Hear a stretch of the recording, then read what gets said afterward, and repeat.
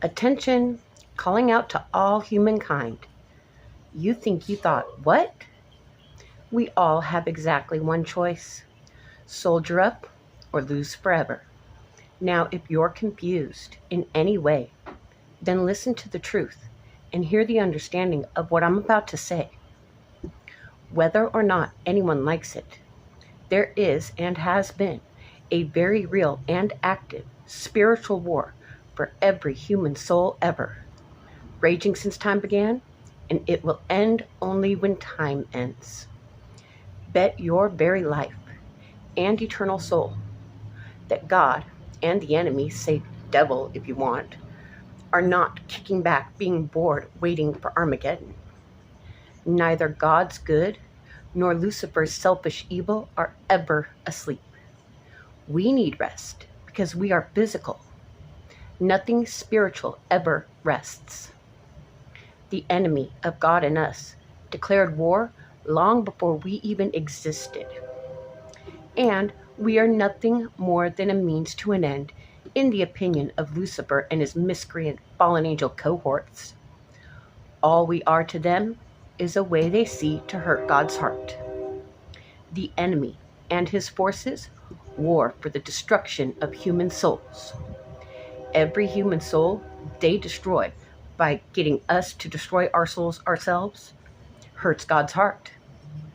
And that right there is actually what matters most, and is exactly why God deserves our faithful dedication to toughing our way through this world in his army for life. We each matter to God. We each have our own special and reserved place in God's heart. So clearly there is only this choice for each and every one of us to make for ourselves. Do we do our level best to choose to serve God for real, or do we choose to serve our selfish selves? Since God is going to win this spiritual war, choosing not to be on his side is basically the stupidest and most idiotic thing any of us could ever do. So, soldier up for God and be smart to win. If you choose stupidly, then no complaints allowed when you suffer eternal damnation with all the other idiots, Lucifer included, and Lucifer especially.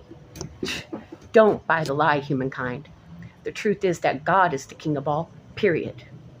In hell, Lucifer and his fellow fallen angels will be suffering worse than anyone else and won't be ruling anything ever. A soldier that survives is a soldier that is smart. We must stay with our wits and intelligence in this spiritual war in order to survive and win. Do not mistake the cunning and intelligence of the enemy of God and us. If you do, you guarantee your own defeat. When we get to thinking that we can outsmart and or outdo the enemy in any way on our own, we are basically surrendering to him.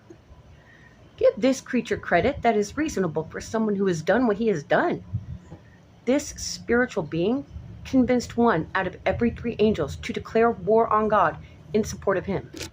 How smooth-talking and persuasive is Lucifer to succeed at getting 1/3 of the entire heavenly host to rebel, meaning that out of all the angels that God ever made, a full 33% of them believe Lucifer's lies, chose to support a fellow angel, and go work against God destructively.